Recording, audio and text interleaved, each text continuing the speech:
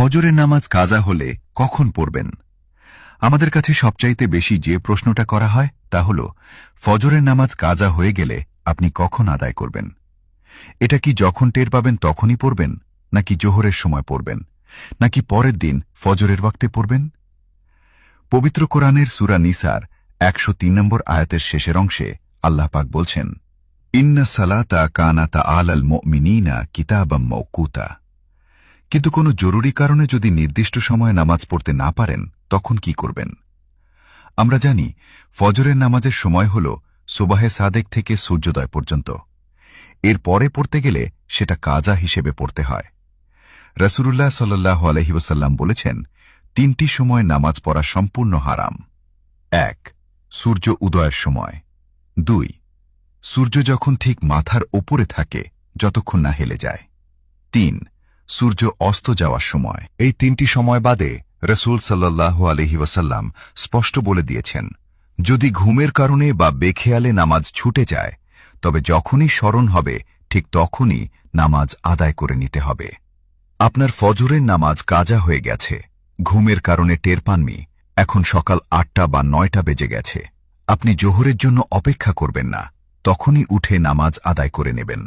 কাজা নামাজ সুন্নত সহ পড়বেন নাকি শুধু ফরজ? এখন প্রশ্ন আসে, এই কাজা নামাজ আপনি কিভাবে পড়বেন?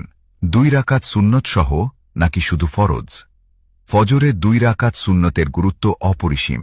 আম্মাজান আয়েশা রাদিয়াল্লাহু আনহা বলেন, রাসূল সাল্লাল্লাহু আলাইহি ওয়াসাল্লাম বলেছেন, দুনিয়া এবং দুনিয়ার মধ্যে যা কিছু আছে সব কিছুর চেয়ে ফজরে ২ রাকাত সুন্নতের দাম আল্লাহ পাকের কাছে অনেক বেশি।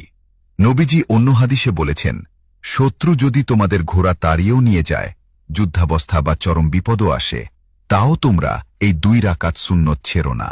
এমনকি আপনি যদি মসজিদে গিয়ে দেখেন জামাত শুরু হয়ে গেছে এবং সুন্নত পড়তে গেলে জামাত পাবেন না, তবে আপনি আগে জামাতে ফরজ পড়ে নেবেন।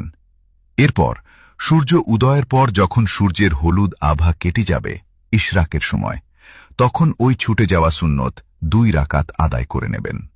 এই হাদিসগুলো থেকে প্রমাণিত হয় যে সকাল ৮টা বা ৯টায় যখনই আপনার ঘুম ভাঙবে, তখন ফজরে ২ রাকাত সুন্নত এবং ২ রাকাত ফরজ উভয়টাই কাজা আদায় করতে হবে। একটি বিশেষ শেষ নিয়ম, যদি কোনো কারণে জোহরের ওয়াক্ত হয়ে যায় এবং জোহরের আগে আপনি ফজরের কাজা পড়ার সুযোগই না পান, তবে জোহরের পর আর সুন্নত কাজা পড়তে হবে না, তখন শুধু ফরজের কাজা পড়লেই চলবে। কিন্তু জোহরের আগে সকাল ৮ থেকে ১১টার মধ্যে পড়লে অবশ্যই সুন্নত সহ পড়তে হবে। প্রিয় ভাইরা আমার, এই নিয়ম বা ছাড় কিন্তু জরুরি ক্ষেত্রে ২-১ দিন হতে পারে। এটাকে কোনোভাবেই প্রতিদিনের অভ্যাস বা রুটিন বানানো যাবে না। এমন যেন না হয় যে আপনি প্রতিদিন ইচ্ছা করে রাত জেগে সকাল ৮টা বা ৯টায় ওঠেন আর ভাবেন পরে কাজা পড়ে নেব। ইচ্ছা করে নিয়মিত নামাজ কাজা করলে আল্লাহ তাআলা প্রচণ্ড নারাজ ও রাগান্বিত হন।